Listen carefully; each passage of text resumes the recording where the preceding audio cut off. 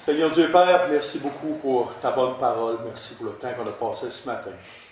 On veut te prier encore une fois ce matin pour que tu puisses ouvrir nos cœurs, nos âmes sur cette connaissance qui se trouve uniquement et strictement dans ta parole.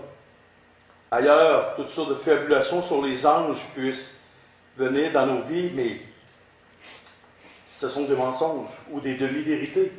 Alors, enseigne-nous avec ta parole, Père, à ce qu'on soit au clair, au fait sur les anges, leur ministère, leur travail, leur puissance, leur grandeur, et afin qu'on puisse apprendre de toi, de ta grandeur, de ta splendeur, comment tu es un formidable créateur et un ingénieur qui dépasse l'entendement, Seigneur. C'est au nom de ton Fils Jésus qu'on prie. Amen. Amen. OK. Ça fait 2 dimanches d'affilée qu'on parle des anges. Devinez de quoi on va parler aujourd'hui? Des anges. Non. De recette, comment réussir un bon craft dinner. Oh. Non. On va parler des anges. On va tout de suite poursuivre avec sur les anges. La semaine passée, est-ce que vous avez apprécié le nombre d'anges qu'il y avait? Non. Un chiffre incalculable d'anges. Des milliards et des milliards et des milliards d'anges. OK? On a un professeur qui enseigne les mathématiques. Je te pose une question. Si tu es capable de me donner un chiffre, je te donne 100 piastres. Qu'est-ce que ça fait 10 000 exposants en 10 000? Mais au pluriel. 10 000, rajoute un S, exposant en 10 000 avec un S. C'est un chiffre qu'on ne peut pas. C'est ça. Même avec une calculatrice scientifique, on n'arrive pas au bout. C'est ça. OK, maintenant on va voir. Les anges mauvais ou bons sont puissants. Ils sont des anges qui ont une certaine force. Et est-ce que dans la parole de Dieu, on peut voir leur puissance et leur force? Oui. On va tourner dans Matthieu chapitre 28, versets 1 à 4. Et Patrick, est-ce que tu pourrais tourner dans Actes chapitre 12, versets 21 à 23? Et Madame Lacaze, pourriez-vous tourner dans Apocalypse chapitre 7, versets 1 à 3? Apocalypse chapitre 7, versets 1 à 3. Nous allons lire, premièrement, je vais lire dans Matthieu 28, et si j'ai demandé aux gens de la salle, c'est pour qu'on ait toute l'information. Matthieu 28, versets 1 à 4, et nous parlons de la puissance des anges. Se lit comme suit. Après le sabbat, à l'aube du premier jour de la semaine, Marie de Magdala et l'autre Marie allèrent voir le sépulcre. Et voici, il y eut un grand tremblement de terre, car un ange du Seigneur descendit du ciel, vint rouler la pierre et s'assit dessus. Son aspect était comme l'éclair et son vêtement blanc comme la neige. Les gardes tremblèrent de peur et devinrent comme morts. Ah, lui descend du ciel, inaperçu. Non, il y a eu un grand tremblement de terre à son approche. Quand il est approché, grand tremblement de terre. Ensuite, la pierre, il s'était mis plusieurs soldats pour la rouler en place. Lui est arrivé, tout seul, comme si de rien n'était. Il l'a tassé. En plus, il s'est assis dessus. Comment tu fais pour monter sur une pierre qui est ronde, qui est bien haute? C'est une pierre tombale, là. C'est gros, c'est immense. Ils se sont mis à plusieurs dizaines de soldats pour la rouler. Lui, il a fait ça tout seul, il a monté dessus. Oh, tranquillement. Et les gardes, à son apparence, juste l'apparence d'un ange, et littéralement, ils sont tombés tellement eu peur qu'ils ont tombé comme morts. Fait que voici une des puissances d'un des anges. Et est-ce que la Bible dit que c'est un archange, un séraphin? Non, c'était un ange, point final, qui est venu. Maintenant, Patrick, dans Actes chapitre 12, versets 21 à 23. Un jour fixé, Hérode, revêtu de ses habits royaux et saisi sur son trône, les harangoua publiquement. Le peuple s'écria, voix d'un Dieu et non d'un homme. Au même instant, un ange du Seigneur le frappa parce qu'il n'avait pas donné gloire à Dieu et qu'il expira rongé des vers. Cependant, la parole de Dieu se répandit de plus en plus et le nombre des disciples augmentait. OK. L'ange est là. Le gars se fait dire, et il est bien d'accord avec ça, voix d'un homme, voix d'un Dieu, et non d'un homme. L'ange qui est là, il le frappe, le touche, et d'un coup, il est rempli de verre qui grouille en dedans de lui, et il expire d'un coup. Ça, c'est toute une puissance. Imaginez-vous qu'on est à la job, puis quelqu'un nous tape sur le nez, ça fait des années, là. On le touche, puis il expire. Hey, c'est toute qu'une puissance. Maintenant, l'autre texte, le dernier, Apocalypse chapitre 7, versets 1 à 9. Après cela, je vis 4 anges debout aux 4 coins de la terre. Ils retenaient les 4 vents de la terre, afin qu'il ne souffle point de vent sur la terre, ni sur la mer, ni sur aucun arbre. Et je vis un autre ange qui montait du côté du soleil levant, et qui tenait le souffle du Dieu vivant. Il cria d'une voix forte aux 4 anges à qui il avait été donné de faire du mal à la terre et à la mer. Et il dit, ne faites point de mal à la terre, ni à la mer, ni aux arbres, jusqu'à ce que nous ayons marqué du sceau le front des serviteurs de notre Dieu. OK, mais là, ici, on voit 4 anges qui s'élèvent aux 4 coins et qui essayent. Ils essayent. Non. C'est marqué qu'ils arrêtent quoi? Le vent. Le vent. À vous déjà essayé, vous imaginez quelqu'un qui arrête une tornade. Je me mets en face, puis je poigne la tornade autour, puis je l'en bas, puis là, je l'en tiens. Mais eux autres, ces 4 anges-là arrêtent les 4 vents de la terre entière. Imaginez-vous la puissance d'un ange. La grandeur, la puissance d'un ange. Et ça, c'est 3 témoignages. Littéralement, au travers de la Bible, puisqu'il y a plein de textes qui nous parlent de la puissance des anges. Mais maintenant, quelle est, en comparé, la puissance de Dieu? Est-ce qu'un ange peut être partout en même temps? Non. Dieu est omnipotent, omniscient, omniprésent, je vais le dire c'est quoi après, immuable, souverain, éternel et immortel. Qu'est-ce que c'est que je viens de nommer là? Les attributs. Oui, exactement. Bon, tu as fait un cours de théologie, Robin.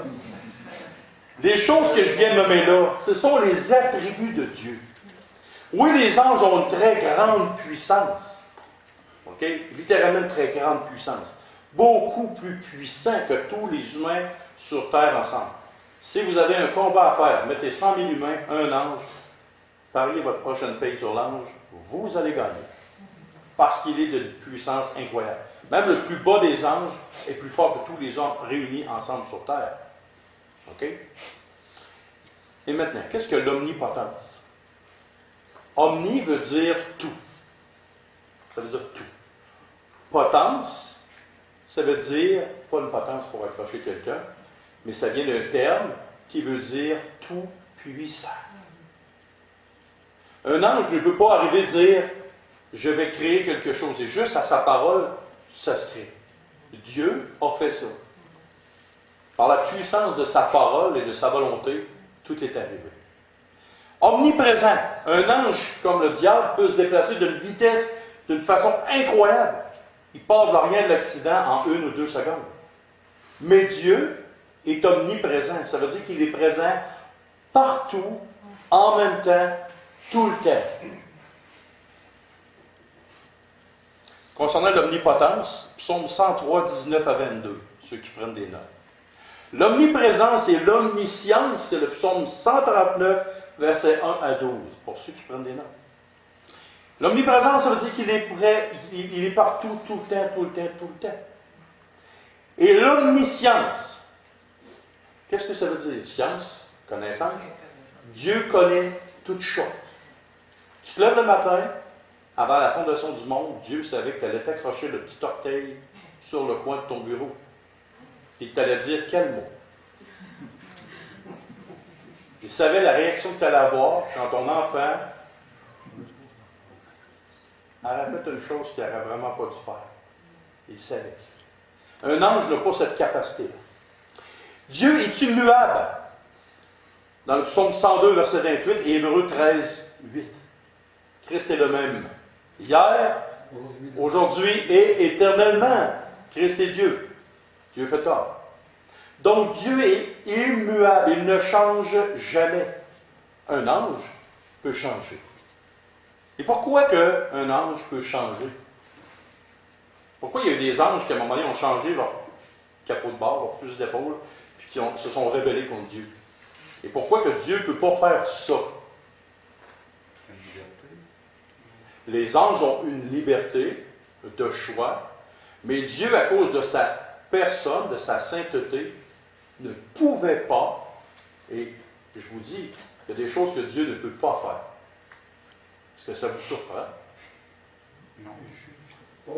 Ah, là, je vous ai créé un doute. On commence. Qui pense que Dieu, il y a des choses qu'il ne peut pas faire? Il ne peut pas jouer sur le libre arbitre. Comment? Il ne peut pas jouer sur le libre arbitre. C'est ça. Dieu ne peut pas mentir. Dieu ne peut pas pécher. Dieu ne peut pas faire de mal. À cause de sa propre personne, qui il est, l'essence même de Dieu. C'est la pureté. Ce qu'il est exactement. Demain matin, moi, comme un ange, je peux faire les pires crimes qu'il y a sur la terre. Enlevez-moi ma conscience et le Saint-Esprit, laissez-moi aller une semaine. Vous allez voir quel pasteur, ça va pas un pasteur. Ça va être l'ignoble le plus pourri de la terre entière. On continue. Dieu est souverain. Ça veut dire qu'il peut tout décider au complet. Un ange ne peut pas faire ça. Dieu est éternel. Il n'y a jamais eu de commencement. Les anges ont été créés. Dieu est immortel. Qu'est-ce que ça veut dire? Est-ce que nous, les humains, on est immortels? Ben, Immortel. immortel. À notre création, à partir de notre création, tout ce que Dieu a créé comme être vivant, les anges et les hommes, à partir de leur création, tombent immortels. Ils peuvent passer leur vie éternelle en enfer ou leur vie éternelle auprès de Dieu. Mais quand on parle de l'immortalité de Dieu, c'est que depuis tout temps, Dieu n'a jamais eu de commencement, il ne peut pas mourir, il n'a pas été créé. C'est ce qu'on dit quand on dit que Dieu est immortel. Il n'est pas un être fini, il est un être infini. Il est. Il est. Quand Dieu, merci Patrick, c'est super, quand Dieu a dit « Je suis celui qui est », arrête ça là, « Je suis ». Il n'y a pas de commencement. Le verbe « je suis », c'est un verbe quoi? C'est un verbe présent. Quel est le ministère ou le travail des saints anges? Ceux qui ont gardé leur dignité, qui ne se sont pas rebellés contre Dieu. Le 2/3 des anges de Dieu ne s'est pas rebellé contre Dieu. Mais quel est présentement leur travail, leur ministère? Qu'est-ce qu'ils font? Est-ce qu'ils sont sur des nuages, avec un petit pot de Philadelphia, comme dans l'annonce de fromage, et ils jouent de la harpe ou de la guitare sur un nuage? Qu'est-ce que les anges font? C'est qu'ils font le lundi, le mardi, le mercredi. Glorifie le Seigneur. OK. La première des choses que les anges font, on voit ça dans Job 38, 1 à 7 et dans le psaume 148, 1 à 5. Ils adorent Dieu et lui donnent toute la gloire et les louanges qui est due à sa personne. Première des choses, ça, ils font ça le lundi entre 9h et 6h. Ah non, Mme Lacasse a dit qu'ils font ça tout le temps. À cause de leur grande puissance, ils ne sont jamais fatigués. Les anges ne connaissent pas la fatigue, donc ils ne dorment pas. Ils n'ont pas besoin du sommeil, ils n'ont pas besoin de dormir, rien. Et ils sont très, très, très puissants, donc la fatigue pour eux autres. Autrement dit, les anges ne sont pas dans la même sphère de temps que nous. Nous, on a besoin de sommeil pour se reposer, pour reprendre des forces. On a besoin d'un bon repas, Hein? Nous sommes mortels, les anges sont mortels aussi. Les anges, si Dieu, quand il a créé les anges et les hommes, ils ne sont pas mortels, ils deviennent immortels. Ouais. Chaque être vivant que Dieu a créé, par les animaux, À la les ressemblance insectes, de Dieu. c'est ça, à la ressemblance de Dieu, eux, ils deviennent immortels. Peu importe le lieu où ils vont se trouver dans l'éternité. Alors, ils adorent et donnent gloire à Dieu, ils donnent toutes les louanges à Dieu. Ensuite, qu'est-ce qu'ils font? Ben, vous déjà posé la question, qu'est-ce que les anges font? Ils C'est servent. le samedi après-midi, quand nous, on fait nos courses, eux, qu'est-ce qu'ils font? Des missions, je pense. Porteur de bonnes nouvelles. Mission, Ok. mission, quelque chose. Mais c'est un peu... Et ils exercent deux choses, et même plus. Ils exercent des jugements de la part de Dieu. On a dit dans l'Apocalypse tantôt qu'il y avait les 4 anges qui retiennent les 4 vents. Ailleurs dans la Bible, c'est marqué qu'il y a des anges qui sont responsables des vents sur la terre. Quand il arrive une tornade sur la terre, qui vous pensez qui est en arrière de ça? C'est Dieu. c'est- Il y a un verset dans la Bible qui dit: arrive-t-il le malheur sans que l'Éternel en soit la cause? Qui décide qu'il y a une tornade qui arrive, puis qu'elle repart, puis qu'elle passe à tel endroit? C'est Dieu. Mais de quoi ou de qui Dieu se sert-il pour faire cette chose-là? Il y a un ange tantôt qui est descendu puis qui a eu un tremblement de terre. Quand il y a un tremblement de terre, de quoi vous pensez que Dieu se sert? De qui vous pensez que Dieu se sert? Ça fait: oh non, ben, se prendre au dépourvu, la terre a shaké, puis il y a eu un tremblement de terre. Il y a une activité au-dessus de notre tête. Quelque chose qui se passe au-dessus de notre tête. Si vous regardez dans tous les aspects de la parole de Dieu, tout dans les moindres petits détails, vous allez voir qu'à toutes les fois qu'il arrive quelque chose, il y a un ange pas loin. Qu'est-ce qui est arrivé dans la ville de Sodome et Gomorrhe? Non. Puis même aujourd'hui, tu te rappelles le reportage qu'on a vu, Robin, Sodome et Gomorrhe? Toute la ville où ce qui était, tous les pierres sont calcinées, brûlées tout le tour, et d'un autre bord, tout le tour de la ville sont encore propres et belles. Il y a eu comme un grand feu qui est descendu d'un coup. Qui vous pensez qui a fait ça? Oui, Dieu en est la cause, mais de quoi il s'est servi? Qu'est-ce que les deux anges disaient? On ne peut pas détruire la ville tant longtemps que toi, tu n'es pas sorti. Il dit, on ne peut pas détruire la ville. Donc, ça a été des gens qui ont été, pas des gens, mais des anges qui ont été envoyés pour détruire la ville. C'est des gens, pas des gens, excusez, des anges, c'est des personnes, des êtres, qui exercent des jugements sur la terre et ils transmettent aussi des messages aux hommes. Tranquillement, pas vite. Lentement, sûrement. Chaque chose qui arrive sur terre, dites-vous une chose, il y a quelqu'un qui est en arrière de ça. Tout le temps. C'est le même du début jusqu'à la fin de la Bible. Quand on dit transmettre un message, un des anges très puissants dans l'Apocalypse, c'est marqué qu'il vole et qui prêche l'Évangile éternel aux nations du monde entier. Puis les gens entendent audiblement l'Évangile prêché par un ange, ça c'est dans l'Apocalypse. Il y a plein de textes de même dans la parole de Dieu qu'on peut aller chercher. Et enfin, un autre ministère, ils défendent et prennent soin du peuple d'Israël. On voit ça dans Daniel chapitre 12, verset 1 et Apocalypse, verset 12, verset 1 à 9. C'est bizarre, hein? Les deux chiffres 12. Daniel 12, Apocalypse 12, prendre soin d'Israël. Combien y a-t-il de tribus en Israël? Oh, ça a dû arriver par hasard. Hein? Ça a sûrement dû arriver par hasard. Les gens qui mettaient des chiffres dans la Bible, là, mon ami, hey, hein? Ça avait posé jusqu'à Ah, ils savaient, puis là, ils s'organisaient pour que tout fit, pas en tout. Avez-vous déjà remarqué ce chiffre-là? Pour les vieux chrétiens, là? Ça va jamais remarqué ça. Hein? Daniel 12, Apocalypse 12, il y a 12 tribus en Israël. Oh, regardons ça. Par peu hasard. C'est ça qui me fascine de la parole de Dieu. Il n'y a jamais de hasard. Chaque chiffre, chaque virgule, chaque mot, chaque lettre est là et divinement inspiré et écrit. OK. Et dans la période éternelle, qui nous concerne, Que vont faire les anges? Est-ce qu'ils vont jouer au bingo? Est-ce qu'ils vont faire des transactions? Non. Les anges de Dieu vont habiter parmi nous sur la terre.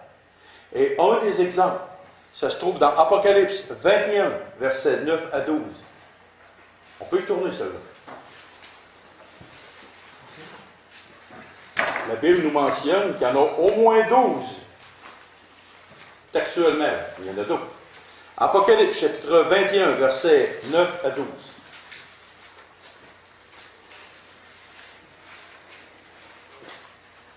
Le pasteur sort des affaires un matin, on va tout bien vérifier ce qu'il dit. Versets 9 à 12.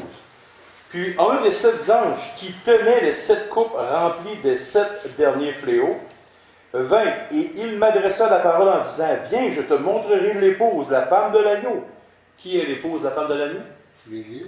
L'Église, c'est nous. Et il me transporta en esprit sur une grande et haute montagne, et il me montra la ville sainte, Jérusalem, qui descendait du ciel, d'auprès de Dieu, ayant la gloire de Dieu. Oh, on descend du ciel avec Dieu. Il dit: Viens, je vais te montrer l'épouse. Là, il pointe la ville, la Jérusalem qui descend. On continue. Son éclat était semblable à celui d'une pierre très précieuse, d'une pierre de jaspe, transparente comme du cristal. Elle avait une grande et haute muraille. Elle avait 12 portes, et aux portes 12 gardiens de but. Oh! Et aux portes 12 anges, et des noms écrits, ceux des 12 tribus des fils d'Israël. Oh! Donc les anges, et à plusieurs endroits dans la parole de Dieu, les anges, dans l'état éternel, quand Dieu va être là, parce qu'oubliez pas une chose, qu'est-ce que c'est marqué ici? OK? C'est marqué, verset 3. J'ai entendu du trône une voix forte qui disait: Voici le tabernacle de Dieu avec les hommes. Il habitera avec eux, ils seront son peuple, et Dieu lui-même sera avec eux. Les anges, pensez-vous qu'ils quittent la présence de Dieu? Les anges sont toujours dans la présence de Dieu. Donc, si Dieu est là, parmi nous, les anges vont être là? Oui. Ils ne sont pas chez Walmart ou ils ne sont pas ailleurs, dans un autre commerce. Ils vont être là auprès de Dieu. Maintenant, on a parlé des anges. Bon, maintenant, on va commencer une nouvelle section des anges, mais on va parler de Satan. Qui peut parler beaucoup de Satan? Est-ce que nous le connaissons, Satan? Il y a un vieil adage qui dit, il y a un général, je ne sais pas trop qui quitte ça, il dit: si tu ne connais pas bien ton ennemi, tu vas perdre, parce qu'il va t'avoir. Si tu ne connais pas le diable, tu ne connais pas sa personne, ses tactiques, son être, tout ce qu'il pense, comment il voit la chose, le diable va te prendre dans le détour. Et ne vous y trompez pas. Le diable est un menteur professionnel, il est le père du mensonge, et il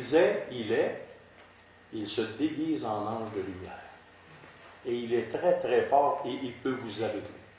Donc le but de parler du diable, c'est pas mon sujet préféré, mais le but de parler du diable et de parler de toutes ces choses-là nous apprend à connaître notre ennemi juré et l'ennemi juré de Dieu pour pouvoir s'équiper comme il faut contre lui. Est-ce que Satan a été créé? Une grande question. Il a été créé au même titre que les autres anges. Ça, c'est la première des choses. On va tourner dans Colossiens chapitre 1, versets 15 et 16.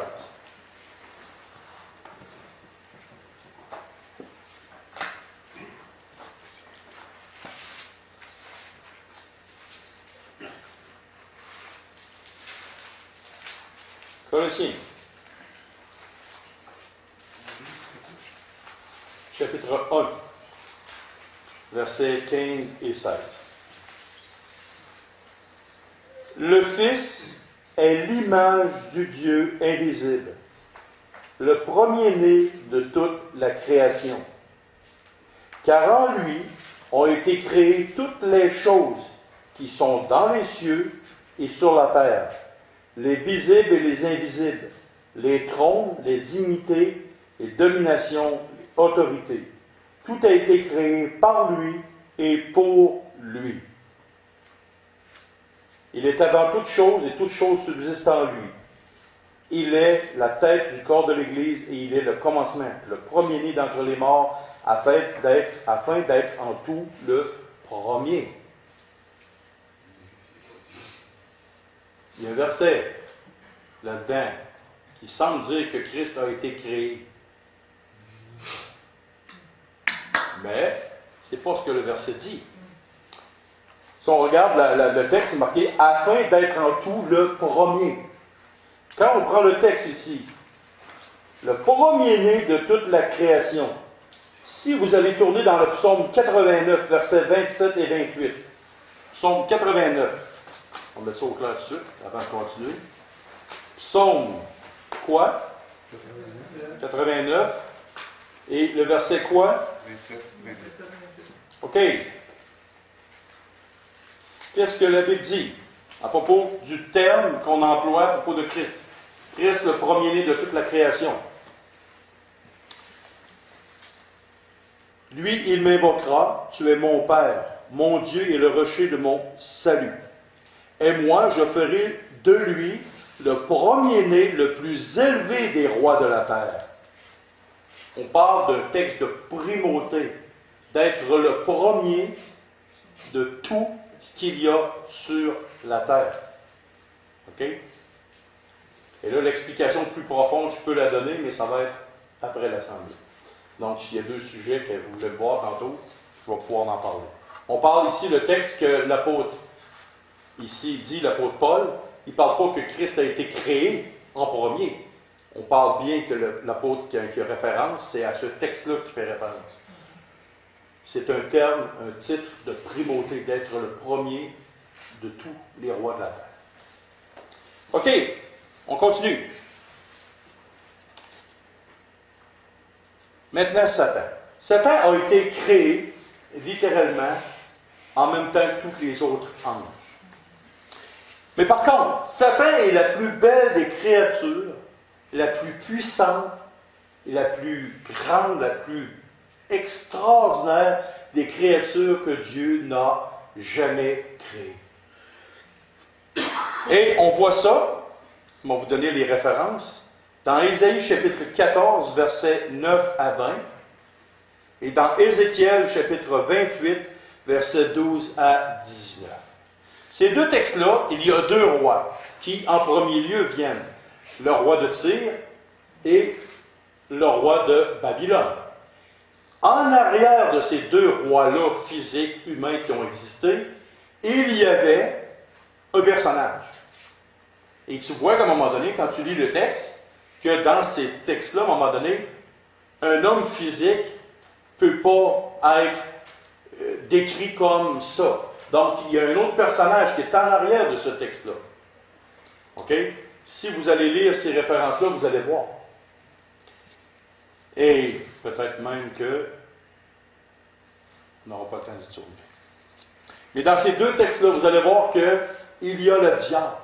Exemple, le diable dit, je vais élever mon trône au-dessus du trône de l'Éternel.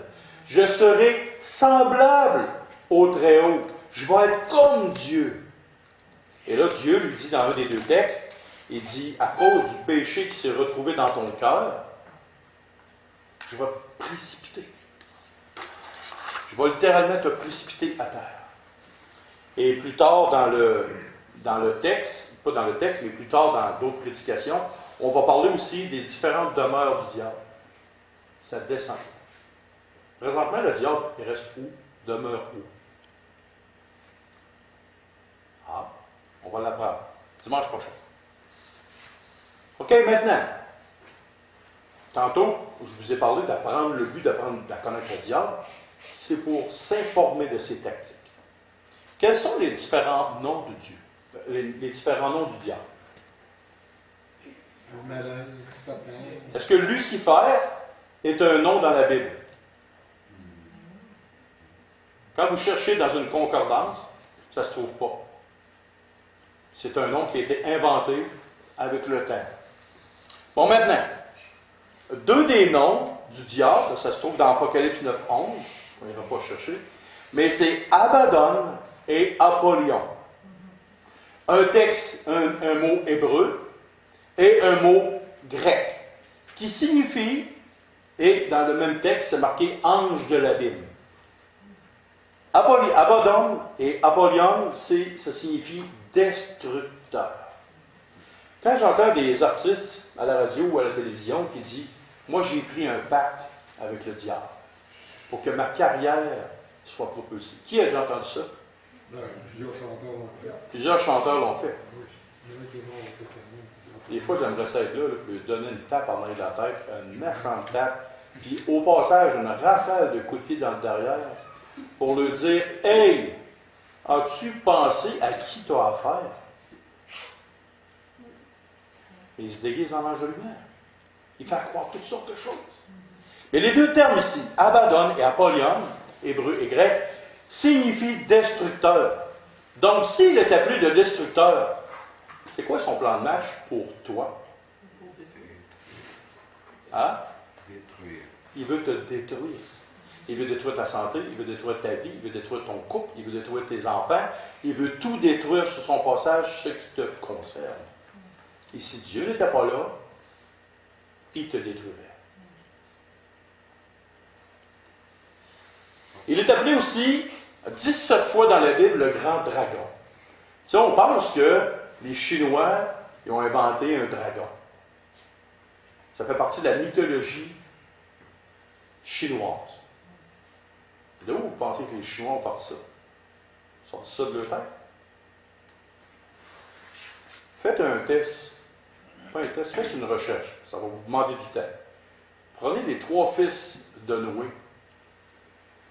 Les trois fils de Noé avaient une connaissance des choses de Dieu, de l'ancien temps. OK? Et regardez un des trois fils de Noé dans quelle direction il est parti. Oh, vous allez voir qu'il y en a un des trois qui est parti en Chine. Pourquoi la Bible parle d'un dragon? Et même d'un dragon volant. La Bible dit ça. C'est le dragon volant 17 fois dans la parole de Dieu. Fait que donc, les Chinois, là, c'était pas des fous, là. Ils sont loin d'être des fous, là. Mais c'était dans la mythologie. Ils ont inventé toutes sortes de dessins. Mais souvent, le mythe part d'une certaine réalité, d'une certaine connaissance. Quand vous regardez dans toutes les sphères de tous les peuples du monde entier, dans leur mythologie, il y a toujours un bateau avec un gars, puis il y avait un déluge. Est-ce qu'il y en a qui ont étudié la mythologie antique parmi nous? As-tu étudié ça? Moi, j'ai vu ça un peu, pas beaucoup. Pas beaucoup, un peu. Quand vous étudiez beaucoup la mythologie antique, partout, il y a une espèce de grand bateau quelque part. Ça part de où, ça? Ça part de où? Ça part du déluge. Mais tout déformé à cause du péché et du mensonge. Mais c'est comme là. Il est parlé du dragon, le grand dragon. Mais aussi, il est parlé du serpent ancien. Le diable a un nom qui s'appelle le serpent ancien. C'est dans Genèse. Ça a le rapport avec Genèse 3, 14. Le serpent ancien. Qu'est-ce que Dieu a dit au serpent? Il dit maintenant, à cause que tu as fait ça, tu vas ramper. Ça veut-tu dire qu'avant, le serpent est un être magnifique qui marchait? Ah oui. Oui. Et là, il dit maintenant, tu vas fonctionner sur ton ventre. Il était condamné alors. Il était condamné, littéralement. Il est appelé le diable, Satan, l'accusateur. OK? Accusateur des frères. Dans Apocalypse 12, versets 9 à 10. Et il est appelé aussi dans Ésaïe 26, 20, 21 et Ésaïe 27, 1, le Léviathan. Oh! Qu'est-ce que c'est que ça, le Léviathan? Qui y en a qui ont écouté des films qui avaient le Léviathan? Oui. Ça avait rapport avec quoi, le Léviathan? Une grosse bestiole des mers. Ah! Une grosse bestiole des mers. Une grosse bestiole des mers. Sais-tu de où ça vient, ça? Le Léviathan, une grosse bestiole des mers. Dans l'Apocalypse, c'est marqué que Jean a vu une grande mer de verre. Et il a décrit ça comme étant le peuple, le monde entier. Donc, le terme Léviathan du diable, c'est comme le chef, principauté, le roi de cette mer-là. Et dans la mythologie, le Léviathan est comme un être, wow! C'est pas sorti de même comme ça là, d'une boîte de Crackle Jack ou de Chick. Il y a dans tous les peuples entiers des mythes. Mais ces mythes-là partent d'un point commun. Il n'y a pas de fumée sans feu. Ça, c'est la plus belle expression que je peux pas avoir à matin. Il n'y a pas de fumée sans feu. Il y a toujours un point à quelque part qui revient à la Bible. Tu sais, comme les hommes disent, ah, on était intelligents, on a inventé l'Orion, le septentrion. Coco, c'était dans la Bible il y a plusieurs milliers d'années. Je prends une concordance, je cherche le septentrion, l'Orion et les Pléiades des étoiles. Tu vas voir, il y en a beaucoup, beaucoup dans la Bible.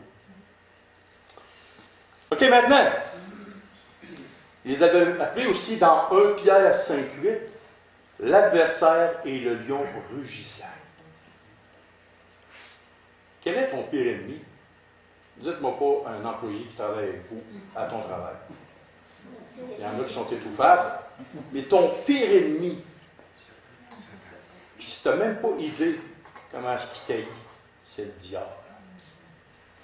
Et savez-vous quoi? Souvent, on discute avec notre pire ennemi en tant que chrétien. C'est un adversaire, puis c'est un lion rugissant. Dans 1 Pierre 5,8, c'est marqué que le diable rôde autour pour savoir qui va-t-il dévorer. Voulez-vous savoir comment est-ce que nous, comme chrétiens, on discute des fois avec le diable? Qu'est-ce qui est arrivé dans la Genèse? Le diable a affirmé quelque chose tout bonnement, mais non, vous ne mourrez pas. Le doute. Et au début, qu'est-ce qu'il a fait? Dieu a-t-il réellement dit? Il a créé le doute, puis après ça, il a amené une fausse affirmation. Mais c'était une demi-vérité. C'était vrai, il n'allait pas mourir. Parce que les êtres sont éternels, un coup créés. Mais une mort spirituelle, c'est ça qu'il n'avait pas dit. Donc, le diable va toujours t'arriver avec des demi-vérités qui vont te sembler vraies. Quand le diable a tenté Christ, il a dit, tire-toi en bas, puis il va venir te secourir. Hey, il citait les Écritures. Le diable a cité 3 fois les Écritures, les demi-versets ou des versets tordus et corrompus. Il a corrompu la parole de Dieu, il a tordu le sens. Et nous, les êtres humains, on a une tendance. On se laisse. Donc, c'est notre adversaire. Et n'oubliez pas, c'est un lion rugissant qui cherche à savoir où il va te pogner. Si vous allez dans un bureau de police et que vous êtes accusé, qu'est-ce que vous pensez que le policier va faire? Il va vous croire sur parole. Non. Il va tout faire pour essayer de vous pincer.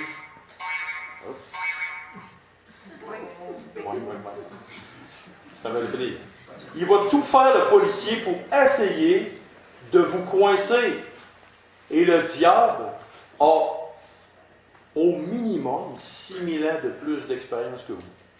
Donc, il y en a vu un autre, puis un autre, puis un autre, puis un autre. Puis c'est la même affaire.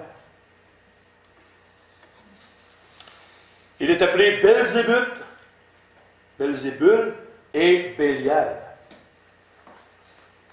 Et ces deux termes-là se trouvent dans Matthieu 12, 24 et 2 Corinthiens 6, 15. Ces deux termes-là, savez-vous à quoi ça fait référence? Ça fait référence à la plus grande méchanceté qui ne peut pas être conçue. Prenez quelqu'un d'extrêmement méchant sur la terre. Nommez-moi un personnage qui a été extrêmement méchant. Hitler, en Allemagne, 39-48. On va prendre un Africain. Est-ce que vous connaissez Amin Dada? Les Africains? Est-ce que vous connaissez Amin Dada? Tu connais? Qu'est-ce qu'il faisait, cet homme-là?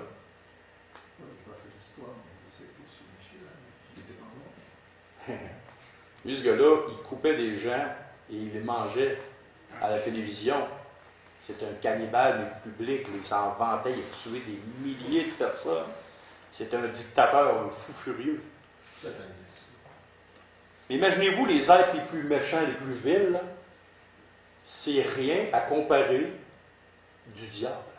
C'est une pâle imitation diluée dans de l'eau. Ces hommes-là, à comparer de ce que le diable peut être.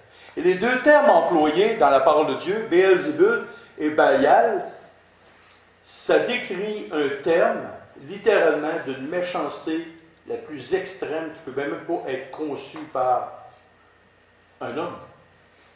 Et la plus grande preuve se trouve dans l'Apocalypse. L'Antéchrist, et dans le livre de Daniel, on voit ça, l'Antéchrist, quand il va venir, qui est l'Antéchrist? Le faux messie du diable. Okay, on va voir ça aussi dans le plus tard. L'imitation du diable versus Dieu. Et cet homme-là, une des particularités, quand il va s'asseoir dans le temple, qu'est-ce qu'il va dire? Il va se proclamer Dieu. Comment? Il va se proclamer Dieu. Oui, mais il va dire les pires obscénités qu'il s'est jamais dit sur toute la surface de la terre. Il va dire les pires atrocités, les pires choses graves contre le Dieu très haut. Fait qu'imaginez-vous, même les hommes les plus méchants ne peuvent pas ne pas arriver à la cheville de ce que l'Antéchrist va faire, comme blasphème contre Dieu.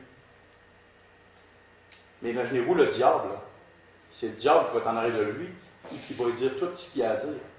Fait que donc, le mot Béelzébul et Bélial, c'est la forme de méchanceté la plus grave qu'un homme ne peut même pas concevoir. C'est ça que ce terme-là veut dire. On va finir avec un petit peu vite. L'ennemi, Matthieu 13, 25 et 39. Le malin, Matthieu 5, 37. Meurtrier, menteur et père du mensonge, dans Jean 8, 44. Et Dieu de ce siècle, 2 Corinthiens 4, 3 à 4. Prince de la puissance de l'air, Éphésiens 2, 2. Prince de ce monde, Jean 12, 31. Et le tentateur, Matthieu 4, 1 à 3. Donc, tous des termes en terminant qui nous apprennent littéralement que c'est un personnage qu'il faut de moins en moins avoir affaire avec. Parce que tous ces termes-là, là, c'est pas venu pour le fun. C'est une réalité. La Bible nous avertit, voici ton pire ennemi, c'est à lui que tu as affaire. C'est à lui que tu as affaire. Tu as deux chrétiens qui décident de se divorcer. De où ça a parti? C'est à partir du diable qui a commencé à suggérer des choses. Et les deux personnes ont commencé à l'écouter. Ah, monsieur Lacaze, il n'est pas fin. Ah, madame Lacaze, son pain, il est sec. Ah, monsieur Lacaze, son bois, il est mal coupé. Ah, madame Lacaze, une telle affaire. Ah, monsieur Lacaze, une telle affaire. Ah, James, une telle affaire. Suzy, une telle affaire. Puis les nous crament, puis ils nous montent. Un l'autre. Ça finit par un divorce. Puis c'est de sa faute. Puis elle a dit, c'est de ma faute. C'est de la faute de qui en réalité? Mais c'est pas toujours juste de la faute du diable. Parce que le diable a le dos large. Fait qu'il y a une part à savoir. On va prier. Seigneur Dieu et Père, merci ce matin de ta parole qui nous enseigne des choses importantes, qui sont une parole de connaissance, qui nous apprennent à déterminer qui est notre ennemi juré, apprendre à le connaître, pour le discerner, pour faire de plus en plus ta volonté, Seigneur. Je te demande cette semaine de pouvoir prier sur ce sujet, afin d'être de plus en plus libérés des mains du diable, Seigneur Dieu, qui nous incite à toutes sortes de choses. Et c'est au nom de ton Fils Jésus qu'on prie. Amen.